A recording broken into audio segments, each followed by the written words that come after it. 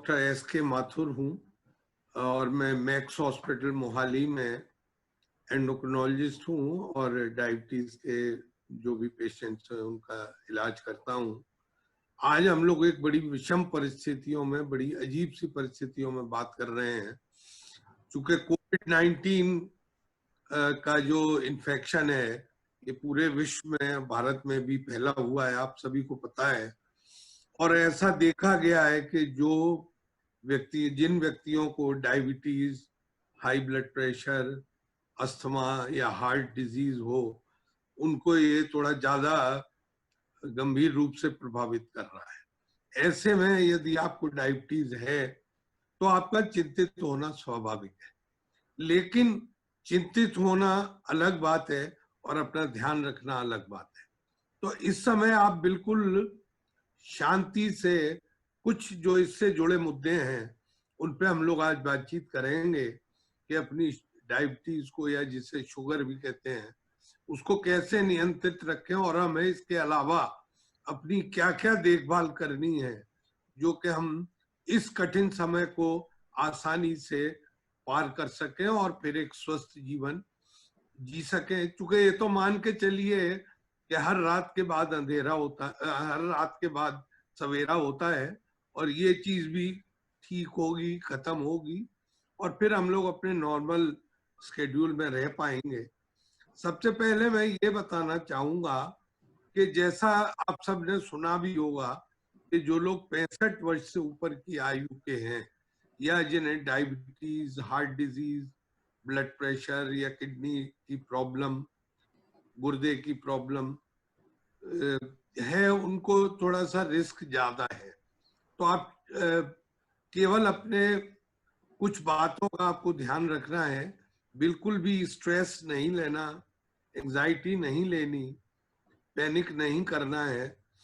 तो कुछ जो इसमें स्टेप्स हैं, कुछ जिन बातों का आपको ध्यान रखना है उसके बारे में बात करता हूँ। एक तो सबसे इम्पोर्टेंट बात है कि आप अपनी दवाएं समय से लें, ये बहुत जरूरी है। और इस समय आपके पास एक ग्लूकोमीटर जो कि ठीक काम कर रहा हो, उसका होना बहुत ही जरूरी है। और मैं ये आग्रह करूंगा, रिक्वेस्ट करूंगा आप सभी से, चूंकि लॉकडाउन की वजह से ये बिल्कुल सच बात है कि अस्पताल जाना या डॉक्टर से मिलना मुश्किल हो रखा है। हालांकि कई अस्पतालों ने अपने टेली कंसल्टेशन के ऐप लॉन्च किए हैं जिसके थ्रू आप डॉक्टर से संपर्क कर सकते हैं, पर फिर भी अगर बहुत जरूरी न हो तो अस्पताल जाने से बचें। स्वयं अपनी ब्लड शुगर चेक करते रहें, अपने डॉक्टर से टेलीफोनिकली या टेली कंसल्टेशन से संपर्क कर लें। इतना आपका एम रहे कि आपकी जो खाली पेट ब्लड शुगर है वो 110 के लगभग रहे और खाने के बाद, कोई भी मील के बाद 160 के लगभग रहे। अगर ये ग्लूकोमीटर से आप चेक कर सकते हैं, अगर ठीक आ रही है तो आप हफ्ते में 1-2 बार कर सकते हैं। अगर किसी वक्त ज्यादा आ रही है तो उसको कई बार करके देख सकते हैं, परंतु लगभग इतना आंकड़ा आपकी ब्लड शुगर का ये रीडिंग्स रहनी चाहिए। अच्छा, दूसरा एक बहुत ही इंपॉर्टेंट जो इसमें बात है कि इस समय चूंकि हम लोग सभी घरों पर हैं और दिन भर चूंकि दफ्तर में रहते हैं, तो न तो हर समय खाने को मिलता है, न खाना मिलता है, न वक्त मिलता है, दोनों ही बातें हैं। तो इस समय चूंकि घर पे हैं तो सब कुछ उपलब्ध है, अवेलेबल है।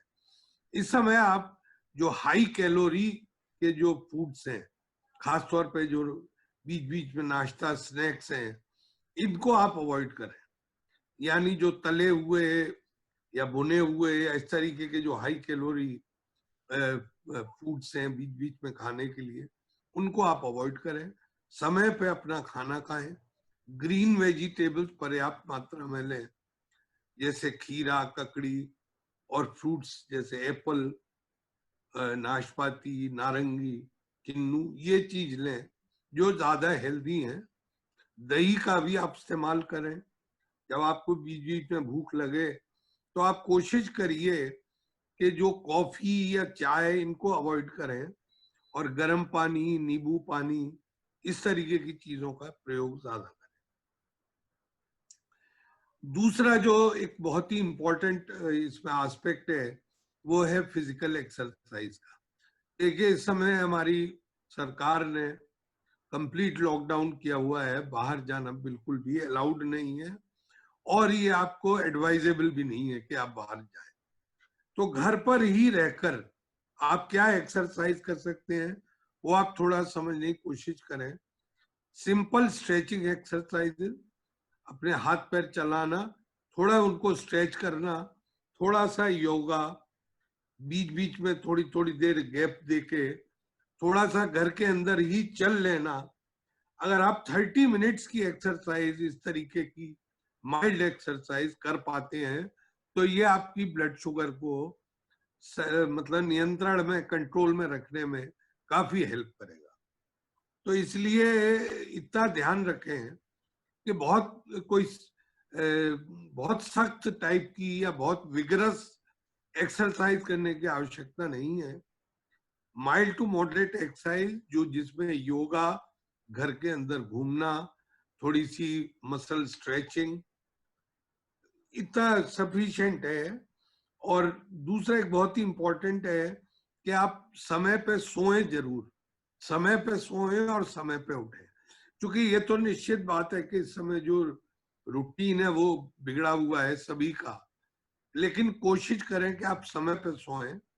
क्योंकि अगर आप समय पे सोएंगे तो आप समय से उठेंगे।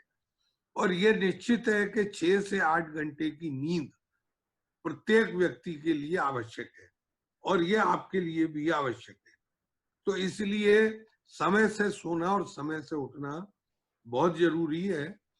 और एक चीज का ध्यान रखें कि सोने से पहले या लेटने से पहले काफी देर पहले टीवी बंद कर दें। आप बहुत ज्यादा टीवी से न छूटें, क्योंकि सभी जो हमारे और साइकेट्रिस्ट और लोग भी जो कह रहे हैं कि स्ट्रेस को दूर रखने के लिए बहुत ज्यादा टीवी देखना या बहुत ज्यादा व्हाट्सएप देखना ये एडवाइजेबल नहीं है। अपने रूटीन को थोड़ा नॉर्मल बनाने की कोशिश करें, क्योंकि बहुत ज्यादा टीवी देखने से रेटिना के ऊपर भी स्ट्रेस पड़ता है और ये आंखों को नुकसान देता है। तो ठीक है, घर के अंदर रहने के बावजूद भी न्यूज ठीक है, मैं मानता हूं हम सभी लोग देख रहे हैं और ये भी बात है सच कि बड़े दुख भरे समाचार आ रहे हैं पूरे विश्व से, भारत से भी।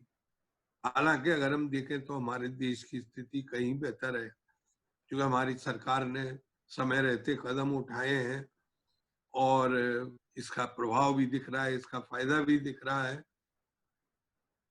लेकिन बहुत ज्यादा न्यूज चैनल या व्हाट्सएप चैनल इनसे थोड़ा कम देखें, बहुत ज्यादा ना देखें। थोड़ा योगा करें, हल्का खाना खाएं, थोड़ी सी स्ट्रेचिंग करें, थोड़ी घर के अंदर ही वॉकिंग करें, एक्सरसाइज करें। खास तौर पे ब्रीदिंग एक्सरसाइजेस जो है, सांस लेने वाली जो व्यायाम है, वो काफी फायदेमंद है। थोड़ा अपने आप को शांत रखें, थोड़ा अपने पेड़ पौधों पे ध्यान दें, थोड़ा अपनी वाइफ को या अपने हस्बैंड को एक दूसरे खाना बनाने में हेल्प करें, थोड़ा संगीत सुने, थोड़ा सा पूजा करें, थोड़ा ईश्वर का ध्यान करें, थोड़ी बुक्स पढ़ें और थोड़ा सा अपने आप को रिवाइंड करें, अपने दोस्तों से बात करें कुछ और मुद्दों पे, कोविड छोड़ के। तो इस तरीके से मुझे पूरा विश्वास है कि अगर आप अपना शेड्यूल रखेंगे तो हंसते हंसते ये समय बीत जाएगा और ये निश्चित बात है कि अच्छे दिन आने वाले हैं बहुत जल्दी, ये सब कुछ ठीक हो जाएगा। एक चीज का विशेष ध्यान रखें, इन्फेक्शन से बचने के लिए सोशल डिस्टेंसिंग का पालन करें और सफाई पे विशेष ध्यान दें। हाथ अपने 20 सेकंड तक बीच बीच में धोएं और जो ये छोटी सी बातें मैंने की हैं इनका ध्यान रखें। ईश्वर आपको स्वस्थ रखेगा और हम इस मुश्किल समय से जल्दी निकल जाएंगे, ऐसा मेरा विश्वास है। Thank you.